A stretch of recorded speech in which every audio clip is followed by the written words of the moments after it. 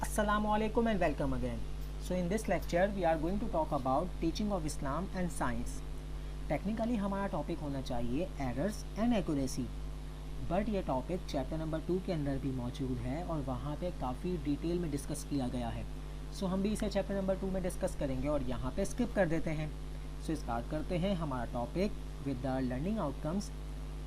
So our first learning outcome, या अल्लाह, दोबारा से अस्सलामु अलैकुम and welcome again. Assalamu alaikum and welcome again. So in this lecture we are going to talk about teaching of Islam and science. Technically हमारा topic होना चाहिए errors and accuracy, but ये topic chapter number 2 में भी मौजूद है और वहाँ पे काफ़ी डिटेल में डिस्कस किया गया है. सो हम भी इसे चैप्टर नंबर 2 में डिस्कस करेंगे और यहाँ पे स्किप कर देते हैं. सो स्टार्ट करते हैं हमारा चैप्टर विद द, ठीक है, शुरू करते हैं. अस्सलामु अलैकुम एंड वेलकम अगेन.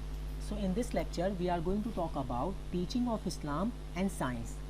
टेक्निकली हमारा टॉपिक होना चाहिए एरर्स एंड एक्यूरेसी, बट ये टॉपिक चैप्टर नंबर 2 में ही मौजूद है और वहाँ पे काफ़ी डिटेल में डिस्कस किया गया है. सो हम भी इसे चैप्टर नंबर 2 में डिस्कस करेंगे और यहाँ पे स्किप कर देते हैं. सो स्टार्ट करते हैं हमारा topic with the learning outcomes. So our learning outcome is we will be able to analyze the importance of learning knowledge and science in Islam.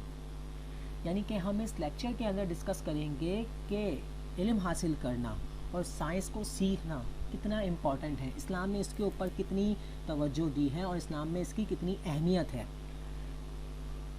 First revelation इन केव हिरा. हमें ये बात पता है कि रसूलुल्लाह सल्लल्लाहु अलैहि वसल्लम के ऊपर जो पहली वही नाजिल हुई थी वो केव हिरा में नाजिल हुई थी, यानी कि गारे हिरा में नाजिल हुई थी.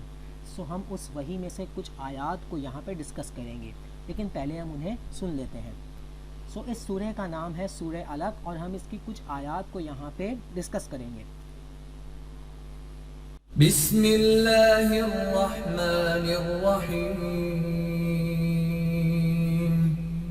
In the name of Allah, the entirely merciful, the especially merciful. اقرأ باسم ربك الذي خلق. Recite in the name of your Lord who created. خلق الإنسان من علق. Created man from a clinging substance. اقرأ وربك الأكرم. Recite, and your Lord is the most generous. الذي علم بالقلم. Who taught by the pen. علم الإنسان ما لم يعلم. Taught man that which he knew not. सो ये वो आयात हैं जो कि हमें इल्म की अहमियत के ऊपर ज़ोर दे रही हैं. अगर इनका उर्दू में तर्जुमा किया जाए, सो इनका तर्जुमा यूँ किया गया है: पढ़ो ए नबी सल्लल्लाहु अलैहि वसल्लम, नाम लेकर अपने रब का जिसने पैदा किया इंसान को खून की फटकी से. पढ़ो और तुम्हारा रब बड़ा करीम है, जिसने इल्म सिखाया कलम के ज़रिए, सिखाया इंसान को जो नहीं जानता था वो. अगर हम इन आयात को देखें तो इसके अंदर हमें ये बात क्लियरली समझ आ रही है कि इल्म खुदा की तरफ से अता करदा एक नेमत है जिसे अल्लाह ने हमें सिखाया है, हमें अता किया है. इसके अलावा सूरह बकरा के अंदर भी इल्म की अहमियत के ऊपर ज़ोर दिया गया है. सो हम उसकी आयत नंबर 31 से 33 तक सुनते हैं, उसके बाद उसके ऊपर डिस्कशन करेंगे. وعلم آدم الأسماء كلها ثم عرضهم على الملائكة فقال أنبئوني بأسماء هؤلاء إن كنتم صادقين. And he taught Adam the names, all of them. Then he showed them to the angels and said, inform me of the names of these, if you are truthful. قالوا سبحانك لا علم لنا إلا ما علمتنا إنك أنت العليم الحكيم. They said, exalted are you. We have no knowledge except what you have taught us. Indeed, it is you who is the knowing, the wise. قال يا آدم أنبئهم بأسمائهم فلما أنبأهم بأسمائهم قال ألم أقل لكم إني أعلم غيب السماوات والأرض وأعلم ما تبدون وما كنتم تكتمون. He said, O Adam, inform them of their names.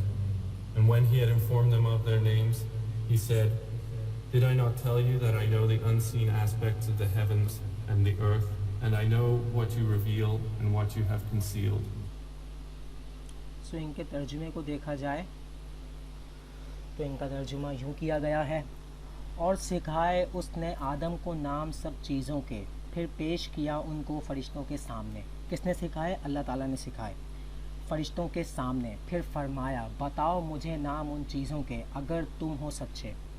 कहा उन्होंने पाक है तू. किसने कहा यहाँ पे फ़रिश्ते अल्लाह ताला से बात कर रहे हैं. कहा उन्होंने पाक है तू, नहीं मालूम हमें उसके सिवा जितना इल्म तूने हमें बख्शा है, बेशक तू इल्म वाला हिकमत वाला है. ये फ़रिश्तों ने अल्लाह ताला से कहा. देन फरमाया उसने ए आदम बताओ इनको नाम उन चीज़ों के. फिर अल्लाह ताला हज़रत आदम अलैहिस्सलाम से कह रहा है कि फ़रिश्तों को बताओ उनके नाम. सो जब बताए उसने उनको नाम उन चीज़ों के, सो जब हज़रत आदम अलैहिस्सलाम ने फ़रिश्तों को नाम बताए, फरमाया उसने क्या नहीं कहा था मैंने. अब कौन फरमा रहा है? अब अल्लाह ताला फरमा रहा है कि फरमाया उसने क्या नहीं कहा था मैंने तुमसे, बेशक मैं जानता हूँ गैब आसमानों और ज़मीनों के, और जानता हूँ जो तुम ज़ाहिर करते हो और जो तुम पोशीदा रखते हो. अगर इन आयात पे गौर किया जाए तो हमें ये बात समझ आती है कि हज़रत आदम अलैहिस्सलाम जो कि इस कायनात के पहले इंसान और नबी भी थे, उन्हें अल्लाह ताला ने इल्म के साथ तख्लीक किया और उन्हें कुछ ऐसा इल्म दिया जो कि फ़रिश्तों को भी नहीं पता था.